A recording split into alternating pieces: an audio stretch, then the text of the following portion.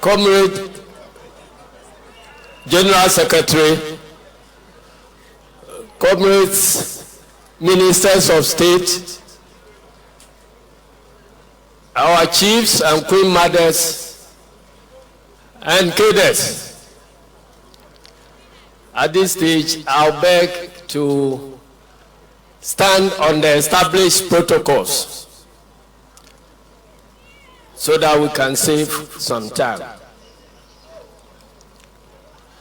Today is June 4th, and in our party's constitution, June 4th has been recognized as the day of accountability. So this celebration couldn't have come at a better time than this time that we are trying to reset Ghana and hold leadership accountable. Indeed, the choice of Krobo land for this celebration is also appropriate. And I believe that that is the reason that the weather has been exactly the June 4th, 1979 weather. When it started raining at the early hours of the morning, I say yes. Even the gods have accepted the choice of Krobo land for this celebration. And that is why we are experiencing the exact June 4th, 1979 weather. So comrades who were not born at that time and who were too young to realize what was happening, I just want to draw your attention to the fact that the weather of June 4th, 1979 is exactly what we are experiencing today.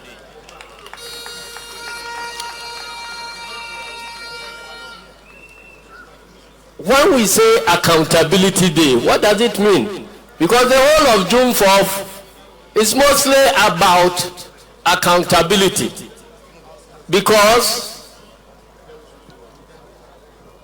it is realized that any system of governance that lacks accountability cannot be described as democratic. Because the democracies we have today are essentially representative democracies, where all of us select a few people and give them our mandate, our power, the power to do anything they wish to us. And so it is only fitting and proper that at the end of exercising that mandate, or even while the mandate is being exercised by the elected representatives, those of us citizens who have given them our mandate to govern must hold them accountable. Otherwise, that system cannot be called democratic. And as my colleague General Secretary earlier on said, the 2024 election is one of its own kind. It had never happened in this Fourth Republic. Everything about it reminds Ghanaians that the people have decided that enough is enough. They are not happy about their circumstances, and they believe that it is time to reset Ghana. And we didn't just say resetting just orally and left. We actually put the resetting agenda in our manifesto. And I want to believe, and I believe comrades here will agree with me, that the promise to reset Ghana, to hold people who have messed us up accountable for what they have done to us and our future, was a clarion call throughout Ghana. And I'm not surprised that the agenda to reset, as expressed in ORA and resetting of other state institutions, accounted for a significant quantum of the votes that we had. It is an endorsement. The election represents an endorsement of the agenda to reset this country.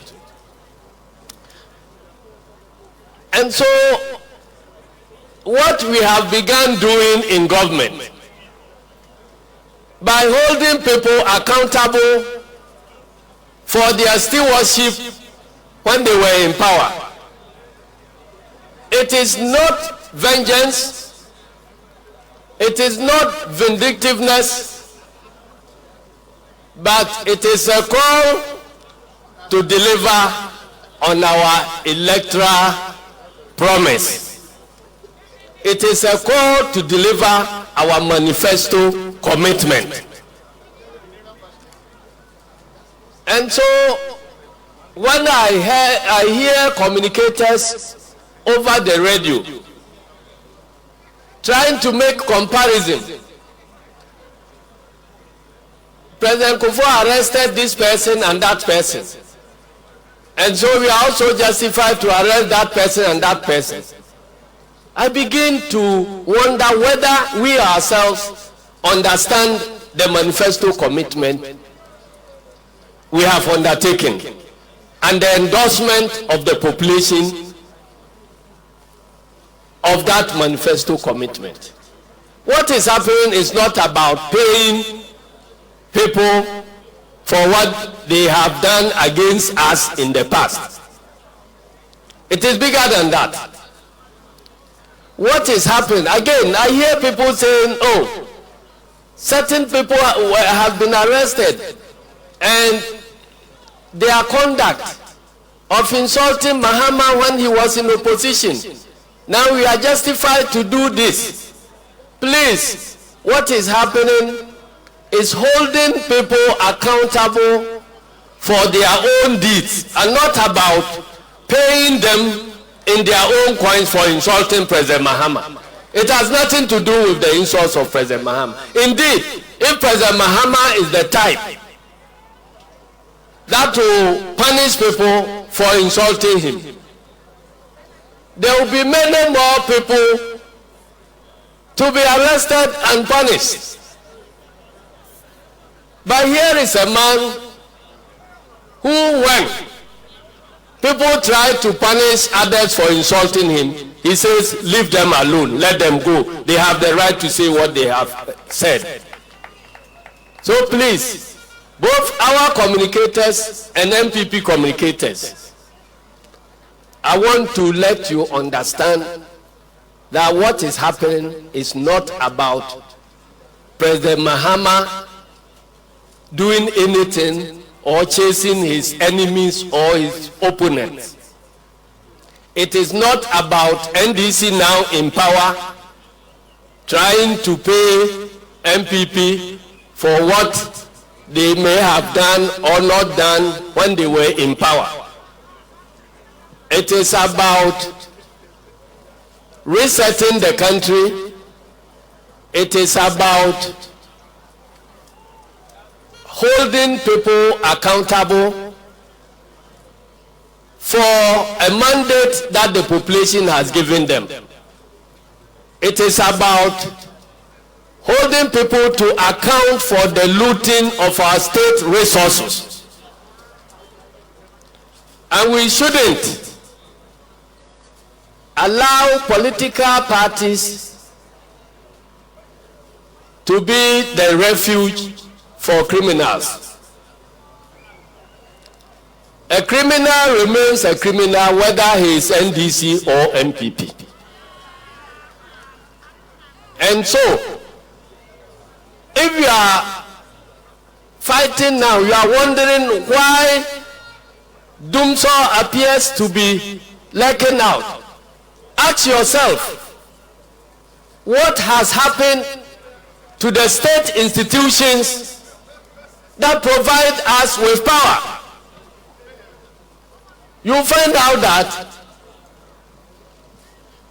it is people who were put there to run these institutions who ran them into a ditch, mess up with all the resources, and that is why we are having the intermittent blackouts. I'm not sure anybody is enjoying it, but if we have to reset, we must change the resources where they are and recover those resources, and we must punish people who have misappropriated those resources so that we recover those resources and put them to good use, and then the services that you so deserve will be provided. I heard many people on my campaign rounds during the 2024 elections, and they come from all the parties, MPP, NDC, CPP, everybody, saying that these people have destroyed the country. Let's find a way of making sure that we rebuild the country. My brothers and sisters, that rebuilding is going to be painful, no doubt about that. Because if a country is sick and there is the need for surgery to restore the health of the country, tummies will definitely be cut open, and when they are being cut, it will be painful. But look at the end results. The end results will be to heal the country, to heal the sick. We all like omelets, don't we? Can you have an omelet without breaking the egg? The eggs must be broken before the omelets can be prepared. But let me advise our own party people that the easiest thing to do is to hold your opponents accountable. But the most difficult part and the most useful part is holding your own children accountable. So the aura is not going to be about MPP people alone or the past government functionaries. The aura will be here to stay. And after we've dealt with the past, we surely will be dealing with the current as we move into 2028. That will be the test of our resolve to fight to reset this country. If the resetting is all just about punishing functionaries of our predecessor government, then we will wait till we leave office, and then the successor government will also come and hold us accountable and punish us, and the nation will never move forward. So, even as we are dealing with the excesses of the previous administration, we must send a strong signal to our own party members and our own functionaries and our own appointees that whatever will be happening to the appointees of the previous government will very soon be happening to our own appointees who engage in the same misconduct. It is then and only then that Ghanaians will take us serious, that we are indeed about setting or resetting the nation onto the path of truth, onto the path of accountability, and onto the path of progress. We want to thank you for this impressive attendance. I want to thank the chiefs. I want to thank the people of Kroboland for standing behind the NDC through thick and thin. Now, before I take my seat, I want to announce the following proposals that the party will be considering as we move forward from here. We think that when you look at the month of June, many of our important dates fall within the month of June, including the birthday of my General Secretary. But the June 4th happened in June. The founder of our party was born in June. That is 22nd June. The party was established on the 10th of June. And comrades, our day, June 19th, when there was a serious attempt to derail the revolution. That also happened on June 19th. And so, we have taken a decision at the Functional Executive Committee, but we are yet to get approval from the National Executive Committee. But our decision is that June is going to be renamed as NDC month.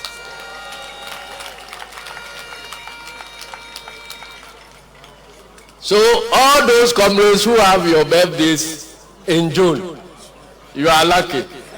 It will be celebrations all along.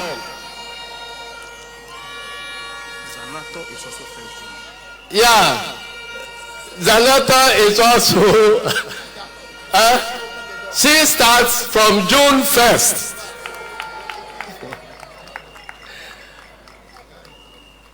Number 2, we would, as a party, amend our constitution to include the birthday of our founding father as one of the significant days for the party. That is June 22nd. Beyond that, moves are underway to rename the party headquarters as Jerry Rawlings's house. Because this is a practice all over the world. Party headquarters are named after the founders of those parties. And Ghana cannot be an exception. So we will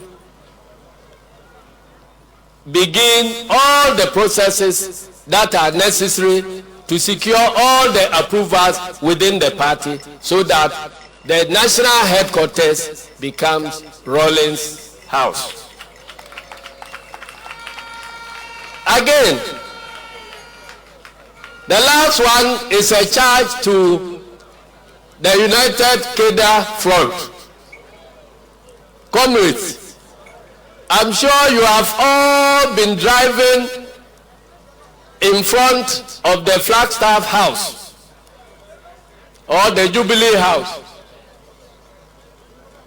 You have seen how our revolutionary square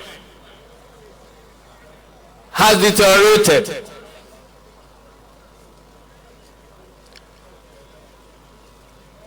I'm charging you as the chairman of this party that don't just be struggling about inclusion, recognition, and whatnot. Please establish a committee, a planning committee, to advise as to how we can get the revolutionary square back to its original status. If you need to contact Museums and Monuments Board, whatever you need to pave the way for us to rehabilitate the revolutionary square, it has to be done. It doesn't mean it is a monument, and it teaches our youth a lesson. When they pass there, they will find out why this square, and somebody who knows will tell them. Those who like the revolution and those who hate the revolution alike must accept that June 4th has come to stay as part of our national history. And if we don't take lessons from our history, we don't learn our own history, we are doomed to repeat that history. Finally, comrade, I just returned from China. Our sister party there has established a wonderful museum that is keeping the history of that party. So once you enter the museum, by the time you get out, you have imbibed the history of that party. I think that it is something worth emulating. So again, United Keda Front, I want to begin the process of advising how we can establish an NDC museum so that the up and coming youth, the functionaries of the party, who actually know where we came from and therefore will be guided as to where we are going. I thank you very much for your attention,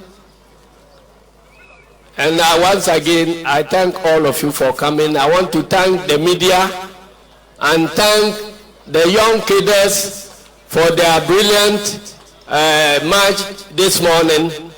I want to thank everybody who defied the weather and came to join us to celebrate this momentous occasion. Thank you, and may God bless our homeland Ghana and make it great and strong. Thank you very much. Let's put our hands together for our national chairman.